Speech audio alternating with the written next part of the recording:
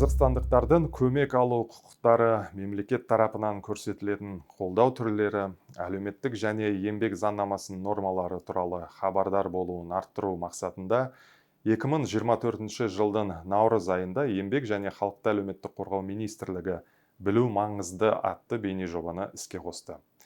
Бүгін сіздер жобаның 100-ші бөлімін тамашалап отырсыздар. Осы уақыт ішінде министрлік өкілдері сарапшылардан бастап вице-министрлерге дейін жұмыс табу жолдары, бизнесті дамытуға грант алу мүмкіндіктері, оңтүстіктен солтүстікке қоныс аудару, халықтың түрлі санаттарына арналған жәрдемақылар мен оларды рәсімдеу тәртібі, зейнетақы мөлшеріне әсер ететін факторлар және басқа да маңызды тақырыптар бойынша түсініктеме берді.